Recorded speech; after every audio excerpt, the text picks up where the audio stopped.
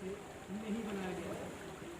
ये तो समाज सेविक लेकिन एक बहुत सूचना आता है कि ये सरकारी आम जनता के लिए था। आम जनता तो परेशान होती है।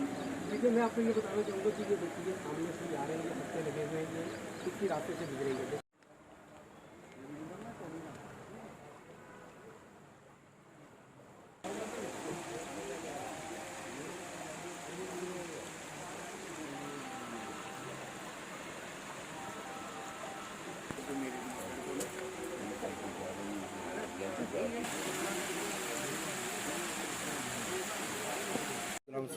पुल का काम किया आज, पूरा हाउसिंग कॉलोनी से लेकर मतलब पूरा सिटी का पानी इस नाले में आता था, लेकिन लोगों को बड़ी मुश्किल होती थी। रात को लोग रेलवे स्टेशन आते थे, रेलवे स्टेशन से क्रॉसिंग करने के लिए बड़ा मुश्किल था। लेकिन ये हमारे क्या बोलूँ मैं, ये बुजुर्ग हमारे भगवान के काबिल हैं, जिन बुजुर्गों ने अपनी मेहनत से अपना पैसा लगाया, मतलब उन्हें 3 लाख के करीब उन्होंने पैसा लगाया, मगर गवर्नमेंट से हमें कोई अमदाद नहीं मिली। एप्लीकेशन दी गवर्नमेंट में कि हमें कोई गली बन जाएगी, पुली बन जाएगी, लेकिन हम देखते रहे। लेकिन इन्हें अपनी मर्जी से अपनी जेब से पैसे खर्च करके इन्होंने ये पुल नहीं बनाया, ये मंदिर भी बनाया। सकन बोली में जो मंदिर है वो भी बनाया, साइडों में जगह है वो भी पक्की की, और हर जगह में जो गरीब लड़कियाँ उनकी शादी भी करते हैं जी, उनकी शादियाँ करा देते हैं जी, गरीबों को मतलब दान भी देते हैं जी, मस्जिद नहीं देखते, मंदिर नहीं देखते हैं जी, ये हर जगह मतलब अपना तावन देते रहते हैं। इनका तो हमें बहुत हम इनकी नेकी तो हम भुला नहीं सकते सारी उम्र।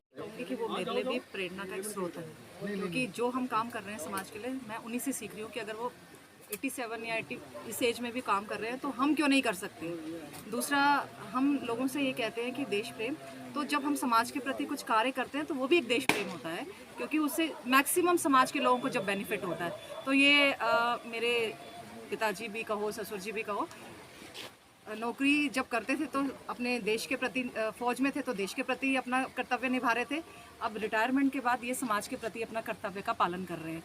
तो देश सरकार से तो चलता है, मैं कहना चाहूँगी, पर देश में ऐसे कुछ अनगिनत लोग भी हैं जो समाज के प्रति अपने कर्तव्यों को पालन करते हैं, तो देश उनसे भी चलता है। तो ऐसे लोगों को बिल्कुल सम्मानीय होने चाहिए समाज में, चाहे वो कहीं के भी हों, तो हमें भी उनका सम्मान करना चाहिए, और वो हमारे लिए प्रेरणा देते हैं तो हमें उनसे प्रेरणा लेनी चाहिए। हर एक यंग व्यक्ति को उनसे प्रेरणा लेनी चाहिए। सबसे पहले मैं आपकी जानकारी को बता दूँ, ये हमारे पिताजी जो सामने आपके खड़े हैं, ये 100% इनकी कंट्रीब्यूशन है इस पुल को बनाने के लिए।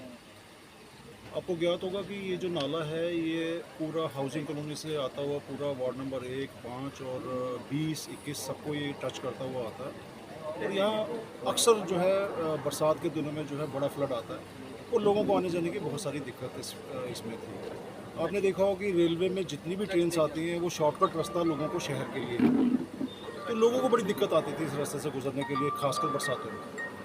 तो विभाग से कई बार हमने गुहार लगाई कि यहाँ पे एक छोटे पुल की रिक्वायरमेंट है, लेकिन उसकी कोई सुनवाई नहीं हुई, जिसके चलते पिताजी ने ये इनिशिएटिव लिया। और सच बात तो ये है कि हमें भी ये कुछ दिन हफ्ता पहले पता लगा है कि इन्होंने पुल बना दिया, क्योंकि हम इस तरफ आए नहीं ज़्यादा। तो ये पुल बनाने के बाद हमें पता चला कि इन्होंने पुल बना दिया है, और हमारे लिए बड़ी गर्व की बात है। हमारी इसमें कोई कंट्रीब्यूशन नहीं है, ना मेरी है, ना प्रीति की है, ना हमारे परिवार के किसी सदस्य की है। ये 100% इन्होंने अपने पेंशन से जो है पैसे से ये पुल बनाया है। और मैं ये समझता हूँ कि ये एक समाज सेवी होने के नाते खाली ये यही काम नहीं करते हैं, लड़कियों की शादी कराना, जैसे हमारे दिमाग में हम कैंप लगाते हैं, कई पिछले 25-30 सालों से ये कैटरेक्ट आँखों के ऑपरेशन करवाते हैं रोटरी हॉस्पिटल में। तो इस तरीके से इनकी बहुत सारी समाज के प्रति कंट्रीब्यूशन है।